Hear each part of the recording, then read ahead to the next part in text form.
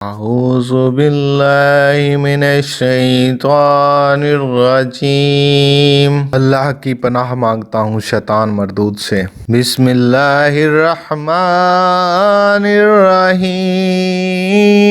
اللہ کے پاک نام سے شروع جو بڑا مہربان نہایت رحم والا ہے۔ الحمدللہ رب العالمین۔ سب خوبیاں اللہ کو جو مالک سارے جہان والوں کا ہے۔ الحمدللہ سب تعریفیں اللہ کے لیے ہیں، یعنی ہر طرح کی حمد اور تعریف کا مستحق اللہ تعالیٰ ہے، کیونکہ اللہ تعالیٰ کمال کی تمام صفات کا جامع ہے۔ حمد اور شکر کی تعریف۔ حمد کا معنی ہے کسی کے اختیاری خوبیوں کی بنا پر اس کی تعریف کرنا، اور شکر کی تعریف یہ ہے کہ کسی کے احسان کے مقابلے میں زبان، دل یا اعضاء سے اس کی تعظیم کرنا۔ اور ہم چونکہ اللہ عز و جل کی حمد عام طور پر اس کے احسانات کے پیش نظر کرتے ہیں، اس لیے ہماری یہ حمد شکر بھی ہوتی ہے۔ اللہ تعالیٰ کی حمد و ثنا کرنے کے فضائل۔ احادیث میں اللہ تعالیٰ کی حمد و ثنا کرنے کے بہت فضائل بیان کیے گئے ہیں۔ حضرت انس بن مالک رضی اللہ تعالیٰ عنہ سے روایت ہے، نبی اکرم صلی اللہ تعالیٰ علیہ وآلہ وسلم نے ارشاد فرمایا، اللہ تعالیٰ بندے کی اس بات سے خوش ہوتا ہے وہ کچھ کھائے تو اللہ تعالیٰ کی حمد کرے اور کچھ پیے تو اللہ تعالیٰ کی حمد کرے۔ حضرت جابر بن عبداللہ رضی اللہ تعالیٰ عنہ سے روایت ہے، حضور پر نور صلی اللہ تعالیٰ علیہ وآلہ وسلم نے ارشاد فرمایا، سب سے افضل ذکر لا الہ الا اللہ ہے اور سب سے افضل دعا الحمدللہ ہے۔ حضرت انس بن مالک رضی اللہ تعالیٰ عنہ سے روایت ہے، حضور اقدس صلی اللہ تعالیٰ علیہ وآلہ وسلم نے ارشاد فرمایا، جب اللہ تعالیٰ اپنے بندے پر کوئی نعمت نازل فرماتا ہے اور وہ الحمدللہ کہتا ہے تو یہ حمد اللہ تعالیٰ کے نزدیک اس دی گئی نعمت سے زیادہ افضل ہے۔ اللہ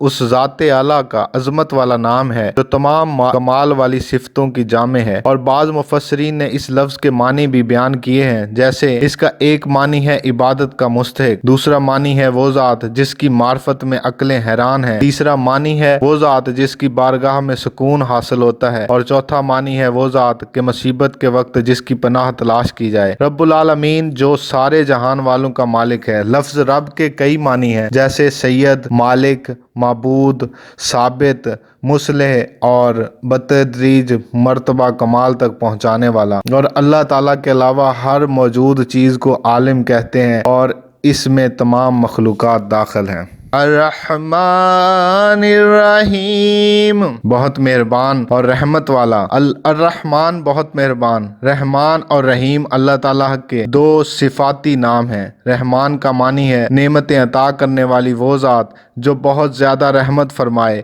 اور رحیم کا معنی ہے بہت رحمت فرمانے والا۔ یاد رہے کہ حقیقی طور پر نعمت عطا فرمانے والی ذات اللہ تعالیٰ کی ہے، کہ وہی تنہا ذات ہے جو اپنی رحمت کا بدلہ طلب نہیں فرماتی۔ ہر چھوٹی بڑی ظاہری باطنی جسمانی روحانی دنیوی اور اخروی نعمت اللہ تعالیٰ ہی عطا فرماتا ہے، اور دنیا میں جس شخص کو جو نعمت پہنچتی ہے وہ اللہ تعالیٰ کی رحمت ہی سے ہے، کیونکہ کسی کے دل میں رحم کا جذبہ پیدا کرنا، رحم کرنے پر قدرت دینا، نعمت کو وجود میں لانا، دوسرے کا اس نعمت سے فائدہ اٹھانا اور فائدہ اٹھانے کے لیے اعزاء کی سلامتی عطا کرنا، یہ سب اللہ تعالیٰ کی طرف سے ہی ہے۔ اللہ تعالیٰ کی وسیع رحمت دیکھ کر گناہوں پر بے باک نہیں ہونا چاہیے۔ ابو عبداللہ محمد بن احمد قرطبی رحمۃ اللہ تعالیٰ علیہ فرماتے ہیں، اللہ تعالیٰ نے رب العالمین کے بعد اپنے دو اوصاف رحمان اور رحیم بیان فرمائے۔ اس کی وجہ یہ ہے کہ جب اللہ تعالیٰ نے فرمایا کہ وہ رب العالمین ہے تو اس سے سننے اور پڑھنے والے کے دل میں اللہ تعالیٰ کی عظمت کی وجہ سے اس کا خوف پیدا ہوا، تو اس کے ساتھ ہی اللہ تعالیٰ کے دو صفات رحمان اور رحیم ذکر کر دیے، جن کے ضمن میں اللہ تعالیٰ کی اطاعت کرنے کی ترغیب ہے۔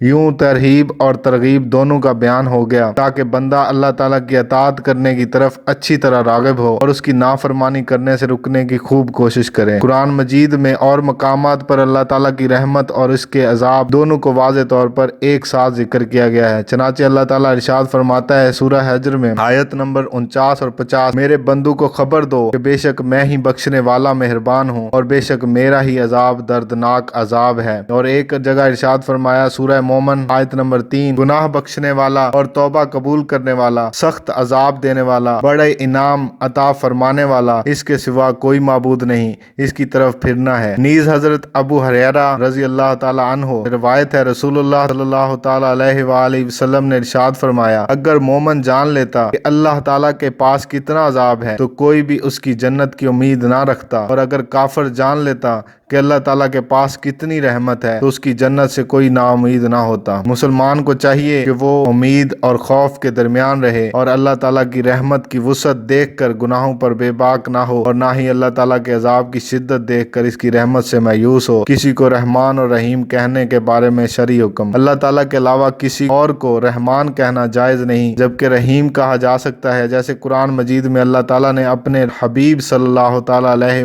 वसल्लम को भी रहीम फरमाया है। नाचे इरशाद बारी ताला है सूरह तौबा आयत नंबर 128, बेशक तुम्हारे पास तुम में से वो अजीम रसूल तशरीफ ले आए जिन पर तुम्हारा मशक्कत में पड़ना बहुत भारी गुजरता है, वो तुम्हारी भलाई के लिए निहायत चाहने वाले, मुसलमानों पर बहुत मेहरबान रहमत फरमाने वाले हैं। मालिक यौमिद्दीन, रोजे जज़ा का मालिक। मालिक यौमिद्दीन, जज़ा के दिन का मालिक। जज़ा के दिन से मुराद क़यामत का दिन है कि इस दिन नेक अमाल करने वाले मुसलमानों को सवाब मिलेगा और गुनाहगारों और काफिरों को सजा मिलेगी। जबकि मालिक उसे कहते हैं जो अपनी मलकियत में मौजूद चीजों में जैसे चाहे तसरफ करे। अल्लाह ताला अगरचे दुनिया और आखिरत दोनों का मालिक है, लेकिन यहाँ क़यामत के दिन को बतौर खास इसलिए जिक्र किया ताकि इस दिन की अहमियत दिल में बैठे। नीज दुनिया के मुकाबले में आखिरत में अल्लाह ताला के मालिक होने का ज़हूर ज्यादा होगा, क्योंकि उस दिन किसी के पास ज़ाहरी सल्तनत भी ना होगी जो अल्लाह ताला ने दुनिया में लोगों को अता फरमाई थी। इसलिए यहाँ खास तौर पर क़यामत के दिन की मलकियत का जिक्र किया गया है। इय्याका नअबुदु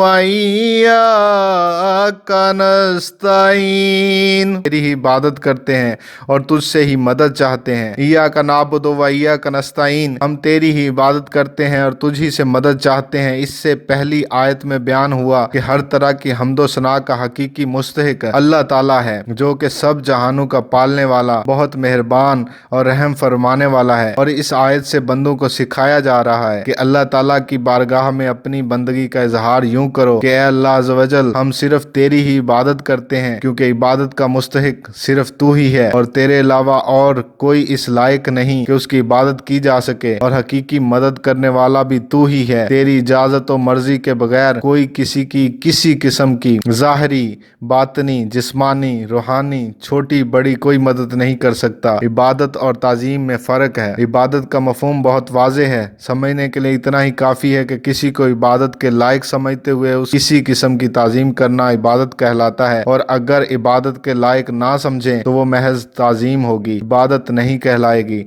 जैसे नमाज में हाथ बांधकर खड़ा होना इबादत है, लेकिन यही नमाज की तरह हाथ बांधकर खड़ा होना उस्ताद, पीर या माँ बाप के लिए हो तो महज ताजीम है, इबादत नहीं। और दोनों में फ़र्क वही है जो भी बयान किया गया। आयत इय्याका नअबुदु से मालूम होने वाली अहम बातें। आयत में जमा के सीगे हैं, जैसे हम तेरी ही इबादत करते हैं। इससे मालूम हुआ कि नमाज जमात के साथ अदा करनी चाहिए और दूसरों को भी इबादत करने में शरीक करने का फायदा ये है कि गुनाहगारों की इबादतें अल्लाह ताला की बारगाह के महबूब और मकबूल बंदों की इबादतों के साथ जमा होकर कबूलियत का दर्जा पा लेती हैं। नीज ये भी मालूम हुआ कि अल्लाह ताला की बारगाह में अपनी हाजत अर्ज करने से पहले अपनी बंदगी का इजहार करना चाहिए। इबादत को मदद तलब करने से पहले जिक्र किया गया, क्योंकि हाजत तलब करने से पहले अल्लाह ताला की बारगाह में वसीला पेश करना कबूलियत के ज्यादा करीब है। अल्लाह ताला की बारगाह में वसीला पेश करने की बरकत। हर मुसलमान को चाहिए कि वो अल्लाह ताला की बारगाह में किसी का वसीला पेश करके अपनी हाजात के लिए दुआ किया करे, ताकि उस वसीले के सदके दुआ जल्द मकबूल हो जाए। और अल्लाह ताला की बारगाह में वसीला पेश करना कुरान और हदीस से साबित है। चुनाचे वसीले के बारे में अल्लाह ताला इरशाद फरमाता है सूरह माइदा आयत नंबर 35, ऐ ईमान वालो, अल्लाह से डरो और उसकी तरफ वसीला ढूंढो। और सुनन इब्ने माजा में है, एक नबीना सहाबी बारगाह रसालत सल्लल्लाहु ताला अलैहि वसल्लम में हाजिर होकर दुआ के तालब हुए,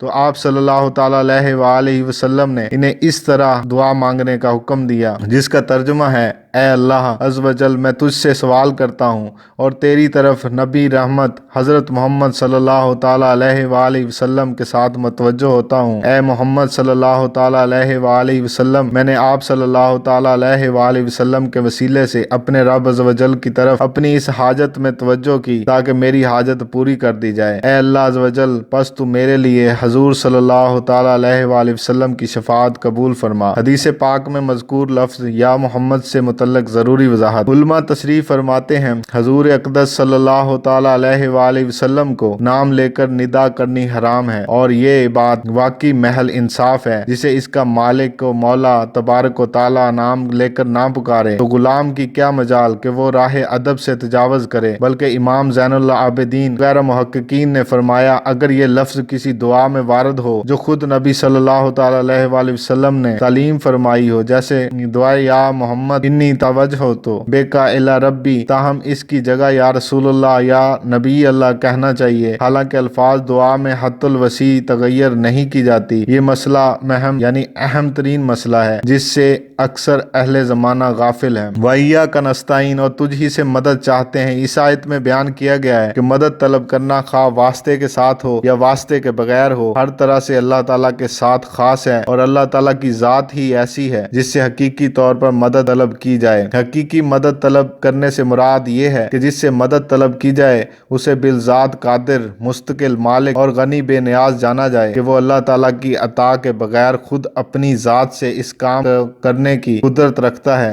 अल्लाह ताला के अलावा किसी और के बारे में यह अकीदा रखना हर मुसलमान के नज़दीक शिरक है और कोई मुसलमान अल्लाह ताला के अलावा किसी और के बारे में ऐसा अकीदा नहीं रखता। और अल्लाह ताला के मकबूल बंदों के बारे में मुसलमान यह अकीदा रखता है कि वो अल्लाह ताला की बारगाह तक पहुँचने के लिए वास्ता और हाजात पूरी होने का वसीला और जरिया है। तो जिस तरह हकीकी वजूद के किसी के पैदा किए बगैर खुद अपनी ज़ात से मौजूद होना अल्लाह ताला के साथ खास है, उसके बावजूद किसी को मौजूद कहना इस वक्त तक शिरक नहीं जब तक वही हकीकी वजूद मुराद ना लिया जाए। यूं ही हकीकी इल्म के किसी के अता के बगैर खुद अपनी ज़ात से हो और हकीकी तालीम के किसी चीज़ की मोहताजी के बगैर अज खुद किसी को सिखाना अल्लाह ताला के साथ खास है। इसके बावजूद दूसरों को आलम कहना या इससे इल्म तलब करना इस वक्त तक शिरक नहीं हो सकता जब तक वही असली मानी मकसूद ना हो। तो इसी तरह किसी से मदद तलब करने का मामला है कि उसका हकीकी मानी अल्लाह ताला के साथ खास है और वसीला व वास्ता के मानी में अल्लाह ताला के अलावा के लिए साबित है और हक है, बल्कि ये मानी गैर खुदा ही के लिए खास है क्योंकि अल्लाह ताला वसीला और वास्ता बनने से पाक है। इससे ऊपर कौन है ये इसकी तरफ वसीला होगा और इसके सिवा हकीकी हाजत रवा कौन है ये बीच में वास्ता बनेगा। बदमज़हबों की तरफ से होने वाला एक एतराज़ जिक्र करके इसके जवाब में फरमाते हैं, ये नहीं हो सकता कि खुदा से तवस्सल करके इसे किसी के यहाँ वसीला और जरिया बनाया जाए। इस वसीला बनने को हम औलिया कराम से मांगते हैं कि वो दरबार इलाही में हमारा वसीला, जरिया और कज़ाए हाजात का वास्ता हो जाए। उस बेवकूफ़ी के सवाल का जवाब अल्लाह ताला ने इस आयत करीमा में दिया है। अल निसा सूरह आयत नंबर 43, और जब वो अपनी जानों पर जुल्म यानी गुनाह करके तेरे पास हाजिर हूँ और अल्लाह से माफ़ी चाहें और माफ़ी मांगे उनके लिए रसूल, तो बेशक अल्लाह को तौबा कबूल करने वाला मेहरबान पाएंगे। क्या अल्लाह ताला अपने आप नहीं बख्श सकता था? फिर क्यों ये फरमाया कि ए नबी तेरे पास हाजिर हूँ और तू अल्लाह से उनकी बख्शिश चाहे तो ये दौलत और नेमत पाएं। यही हमारा मतलब है जो कुरान की आयत साफ फरमा रही है। ये याद रहे, अल्लाह ताला की अता से बंदों का मदद करना अल्लाह ताला ही का मदद करना होता है। याद रहे कि अल्लाह ताला अपने बंदों को दूसरों की मदद करने का इख्तियार देता है और उस इख्तियार की बिना पर उन बंदों का मदद करना अल्लाह ताला ही का मदद करना होता है। जैसे गज़वा बदर में फरिश्तों ने आकर सहाबा कराम रज़ी अल्लाह ताला अन्हुम की मदद की, लेकिन अल्लाह ताला ने इरशाद फरमाया सूरह आले इमरान आयत नंबर 123, और बेशक अल्लाह ने बदर में तुम्हारी मदद की जब तुम बिल्कुल बेसरो सामान थे। यहाँ फरिश्तों की मदद को अल्लाह ताला की मदद कहा गया। इसकी वजह यही है फरिश्तों को मदद करने का इख्तियार अल्लाह ताला के देने से है, तो हकीकतन ये अल्लाह ताला ही की मदद हुई। यही मामला अंबिया कराम अलैहिस्सलातु वस्सलाम और औलिया अज़ाम रहमतुल्लाह ताला अलैह का है कि वो अल्लाह अज़्ज़ व जल की अता से मदद करते हैं और हकीकतन वो मदद अल्लाह ताला की होती है। जैसे कि हज़रत सुलेमान अलैहिस्सलातु वस्सलाम ने अपने वजीर हज़रत आसिफ बिन बरखिया रज़ी अल्लाह ताला अन्हु से तख्त लाने का फरमाया और उन्होंने पलक झपकने में तख्त हाजिर कर दिया। इस पर उन्होंने फरमाया हाजा मिन फजल रब्बी, ये मेरे रब के फजल से है। और ताजदार रसालत सल्लल्लाहु ताला अलैहि वसल्लम की सीरत मुबारका में मदद करने की तो इतनी मिसालें मौजूद हैं कि अगर सब जमा की जाएं तो एक ज़ख़ीम किताब मुरतब हो सकती है। इनमें से चंद मिसालें ये हैं। सही बुखारी में है, नबी करीम सल्लल्लाहु ताला अलैहि वसल्लम ने थोड़े से खाने से पूरे लश्कर को सैर किया। आप सल्लल्लाहु ताला अलैहि वसल्लम ने दूध के एक प्याले से 70 सहाबा को सैराब कर दिया। उंगलियों से पानी के चश्मे जारी करके 1400 या उससे भी जायद अफराद को सैराब कर दिया। लाब दहन से बहुत से लोगों को शिफा अता फरमाई। और ये तमाम मददें चूंकि अल्लाह ताला की अता करदा ताकत سے تھیں، لہٰذا سب اللہ تعالیٰ کی ہی مددیں ہیں۔ اہدنا الصراط المستقیم، ہم کو سیدھا راستہ پر چلا۔ اہدنا الصراط المستقیم، ہمیں سیدھے راستے پر چلا۔ اللہ تعالیٰ کی ذات و صفات کی معرفت کے بعد اس کی عبادت اور حقیقی مددگار ہونے کا ذکر کیا گیا ہے، اور اب یہاں سے ایک دعا سکھائی جا رہی ہے کہ بندہ یوں عرض کرے، اے اللہ عز و جل، تو نے اپنی توفیق سے ہمیں سیدھا راستہ دکھا دیا، اب ہماری اس راستے کی طرف ہدایت میں اضافہ فرما اور ہمیں اس پر ثابت قدم فرما۔ صراط مستقیم سے مراد عقائد کا سیدھا راستہ ہے جس پر تمام انبیاء کرام علیہ الصلوۃ والسلام چلے، یا اس سے مراد اسلام کا سیدھا راستہ ہے جس پر صحابہ کرام رضی اللہ تعالیٰ عنہ، بزرگان دین اور اولیاء اعظام رحمۃ اللہ علیہ چلے، جیسے کہ اگلی آیت میں موجود بھی ہے۔ اور یہ راستہ اہل سنت کا ہے کہ آج تک اولیاء کرام علیہ رحمۃ اللہ تعالیٰ علیہ صرف اسی مسلک اہل سنت میں گزرے ہیں، اور اللہ تعالیٰ نے انہی کے راستے پر چلنے اور انہی کے ساتھ ہونے کا فرمایا۔ فرمان باری تعالیٰ ہے سورہ توبہ آیت نمبر 119، اے ایمان والو، اللہ سے ڈرو اور سچوں کے ساتھ ہو جاؤ۔ اور حضرت انس رضی اللہ تعالیٰ عنہ سے روایت ہے، سید المرسلین صلی اللہ تعالیٰ علیہ وآلہ وسلم نے ارشاد فرمایا، بے شک میری امت کبھی گمراہی پر جمع نہیں ہوگی، اور جب تم لوگوں میں اختلاف دیکھو تو تم پر لازم ہے سواد اعظم یعنی مسلمانوں کے بڑے گروہ کے ساتھ ہو جاؤ۔ حضرت عبداللہ بن عمرو رضی اللہ تعالیٰ عنہ سے روایت ہے، نبی اکرم صلی اللہ تعالیٰ علیہ وآلہ وسلم نے ارشاد فرمایا، بنی اسرائیل 72 فرقوں میں تقسیم ہو گئے تھے، اور میری امت 73 فرقوں میں تقسیم ہو جائے گی، ان میں سے ایک کے علاوہ سب جہنم میں جائیں گے۔ صحابہ کرام رضی اللہ تعالیٰ عنہ نے عرض کی، یا رسول اللہ صلی اللہ تعالیٰ علیہ وآلہ وسلم، نجات پانے والا فرقہ کون سا ہے؟ ارشاد فرمایا، وہ اس طریقے پر ہوگا جس پر میں اور میرے صحابہ ہیں۔ یاد رہے اللہ تعالیٰ نے ہدایت حاصل کرنے کے بہت سے ذرائع عطا فرمائے، ان میں سے چند یہ ہیں: انسان کی ظاہری باطنی صلاحیتیں جنہیں استعمال کر کے وہ ہدایت حاصل کر سکتا ہے، آسمانوں زمینوں میں اللہ تعالیٰ کی قدرت و وحدانیت پر دلالت کرنے والی نشانیاں جن میں غور و فکر کر کے انسان ہدایت پا سکتا ہے، اللہ تعالیٰ کی نازل کردہ کتابیں، ان میں سے تورات، انجیل اور زبور قرآن پاک نازل ہونے سے پہلے لوگوں کے لیے ہدایت کا باعث تھی، اب قرآن مجید لوگوں کے لیے ہدایت حاصل کرنے کا ذریعہ ہے۔ اللہ تعالیٰ کے بھیجے ہوئے خاص بندے انبیاء کرام اور مرسلین اعظام علیہ الصلوۃ والسلام یہ اپنی اپنی قوموں کے لیے ہدایت حاصل کرنے کا ذریعہ تھے، اور ہمارے نبی حضرت محمد مصطفیٰ صلی اللہ تعالیٰ علیہ وآلہ وسلم قیامت تک آنے والے تمام لوگوں کے لیے ہدایت کا ذریعہ ہیں۔ آیت اہدنا الصراط المستقیم سے معلوم ہونے والے احکام: ہر مسلمان کو اللہ تعالیٰ سے سیدھے راستے پر ثابت قدمی کی دعا مانگنی چاہیے، کیونکہ سیدھا راستہ منزل مقصود تک پہنچا دیتا ہے اور ٹیڑھا راستہ مقصود تک نہیں پہنچاتا۔ اللہ تعالیٰ ارشاد فرماتا ہے کہ عقل والے اس طرح دعا مانگتے ہیں، سورہ آل عمران آیت نمبر 8، اے ہمارے رب، تو نے ہمیں ہدایت عطا فرمائی ہے، اس کے بعد ہمارے دلوں کو ٹیڑھا نہ کر اور ہمیں اپنے پاس سے رحمت عطا فرما، بے شک تو بڑا عطا فرمانے والا ہے۔ اور حضرت انس رضی اللہ تعالیٰ عنہ فرماتے ہیں، حضور پر نور صلی اللہ تعالیٰ علیہ وآلہ وسلم کثرت سے یہ دعا فرمایا کرتے تھے، اے دلوں کو پھیرنے والے، میرے دل کو اپنے دین پر ثابت قدم رکھ۔ تو میں نے عرض کی، یا رسول اللہ صلی اللہ تعالیٰ علیہ وآلہ وسلم، ہم آپ پر اور جو کچھ آپ لائے ہیں اس پر ایمان رکھتے ہیں، تو کیا آپ کو ہمارے بارے میں کوئی خوف ہے؟ حضور اقدس صلی اللہ تعالیٰ علیہ وآلہ وسلم نے ارشاد فرمایا، ہاں بے شک دل اللہ تعالیٰ کی شان کے لائق اس کی انگلیوں میں سے 2 انگلیوں کے درمیان ہے، وہ جیسے چاہتا ہے انہیں پھیر دیتا ہے۔ عبادت کرنے کے بعد بندے کو دعا میں مشغول ہونا چاہیے، صرف اپنے لیے دعا نہیں مانگنی چاہیے بلکہ سب مسلمانوں کے لیے دعا مانگنی چاہیے کہ اس طرح دعا زیادہ قبول ہوتی ہے۔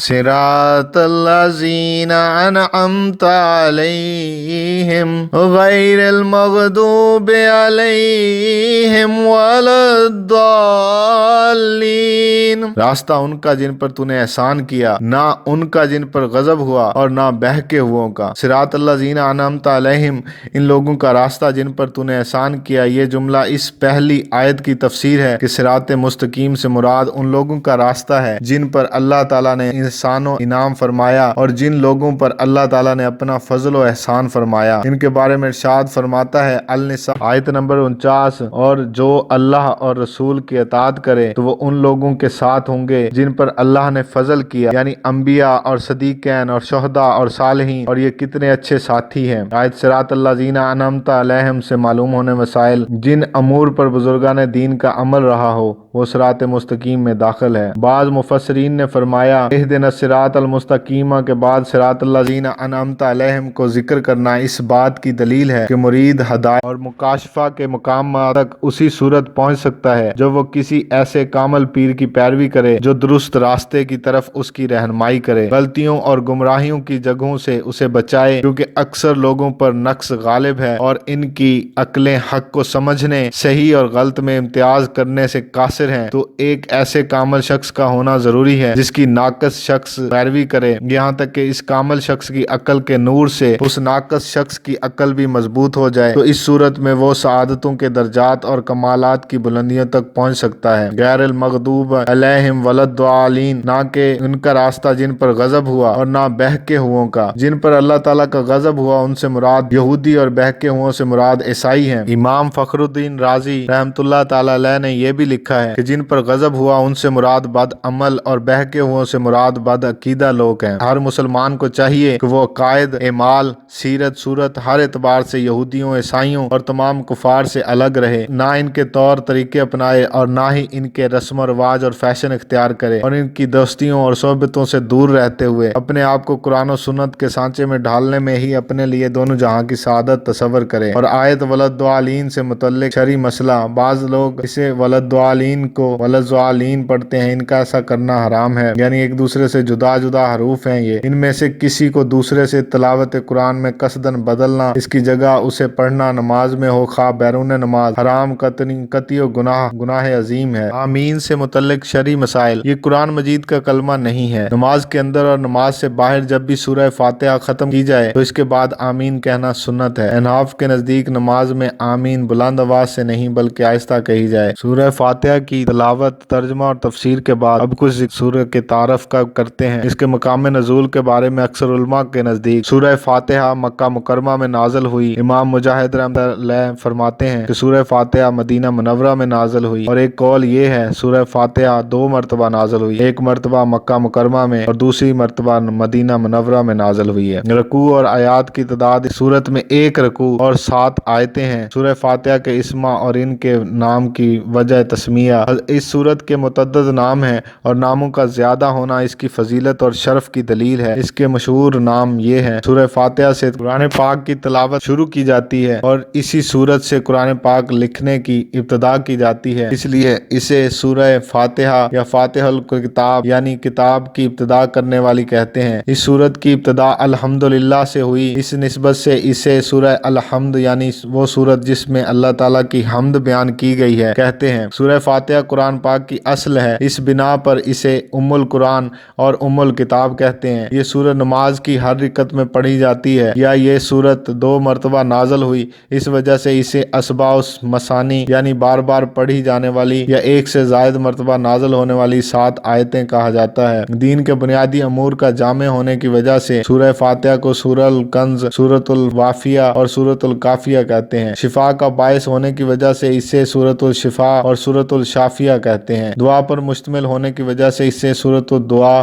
سورۃ التعلیم المسئلہ، سورۃ السؤال، سورۃ المناجات اور سورۃ التفویض بھی کہا جاتا ہے۔ سورہ فاتحہ کے فضائل، احادیث میں اس سورت کے بہت سے فضائل بیان کیے گئے ہیں، ان میں سے 4 فضائل درج ذیل ہیں۔ حضرت ابو سعید بن معلی رضی اللہ تعالی عنہ فرماتے ہیں، میں نماز پڑھ رہا تھا تو مجھے نبی کریم صلی اللہ تعالی علیہ وآلہ وسلم نے بلایا، لیکن میں نے جواب نہ دیا۔ جب نماز سے فارغ ہو کر بارگاہ رسالت صلی اللہ تعالی علیہ وآلہ وسلم میں حاضر ہوا تو میں نے عرض کی، یا رسول اللہ صلی اللہ تعالی علیہ وآلہ، میں نماز پڑھ رہا تھا۔ تاجدار رسالت صلی اللہ تعالی علیہ وآلہ وسلم نے ارشاد فرمایا، کیا اللہ تعالیٰ نے یہ نہیں فرمایا استجیبوا لی للہ وللرسول اذا دعاکم، اللہ اور اس کے رسول کی بارگاہ میں حاضر ہو جاؤ جب وہ تمہیں بلائیں۔ پھر ارشاد فرمایا، کیا میں تمہیں تمہارے مسجد سے نکلنے سے پہلے قرآن کریم کی سب سے عظیم سورت نہ سکھاؤں؟ پھر آپ صلی اللہ تعالی علیہ وآلہ وسلم نے میرا ہاتھ پکڑ لیا۔ جب ہم نے نکلنے کا ارادہ کیا تو میں عرض کی، یا رسول اللہ صلی اللہ تعالی علیہ وآلہ وسلم، آپ نے فرمایا تھا کہ میں ضرور تمہیں قرآن مجید کی سب سے عظمت والی سورت سکھاؤں گا۔ ارشاد فرمایا، وہ سورت الحمدللہ رب العالمین ہے، یعنی سب مثانی اور قرآن عظیم ہے جو مجھے عطا فرمائی گئی ہے۔ حضرت عبداللہ بن عباس رضی اللہ تعالی عنہ فرماتے ہیں، ایک فرشتہ آسمان سے نازل ہوا اور اس نے سید المرسلین صلی اللہ تعالی علیہ وآلہ وسلم کی بارگاہ میں سلام پیش کر کے عرض کی، یا رسول اللہ صلی اللہ تعالی علیہ وآلہ وسلم، آپ کو ان दो नूरों की बशारत हो जो आपके अलावा और किसी नबी को अता नहीं किए गए, और वो दो नूर ये हैं सूरह फातिहा और सूरह बकरा की आखिरी आयतें। हजरत उबी बिन काब रजी अल्लाह ताला अन्हो से रवायत है, हजूर पुर नूर सल्लल्लाहु ताला अलैहि व बारिक वसल्लम ने इरशाद फरमाया, अल्लाह ताला ने तौरात और अंजील में उम्मुल कुरान की मिसल कोई सूरत नाज़िल नहीं फरमाई। अब्दुल मलिक बिन उमैर रजी अल्लाह ताला अन्हो से रवायत है, नबी करीम सल्लल्लाहु ताला अलैहि वसल्लम ने इरशाद फरमाया, सूरह फातिहा हर मर्ज के लिए शिफा है। कुरानुल करीम के हम पर 3 हक हैं। पहला कुरान पाक पढ़ना, दूसरा कुरान पाक सीखना और तीसरा कुरान पाक समझना। अब जबकि हम इसे समझने की कोशिश कर रहे हैं तो जितना हो सके इसे दूसरों को भी समझने में मदद दीजिए, और अगर आपको ये वीडियो अच्छी लगे तो इसे लाइक करके इसे दूसरों के साथ शेयर करें। अगर किसी एक शख्स ने भी आपकी इस हदायत के रास्ते पर कदम रख लिया तो इंशाअल्लाह आपकी और मेरी आखिरत संवर जाएगी। जज़ाकल्लाह खैर व अहसनल जज़ा।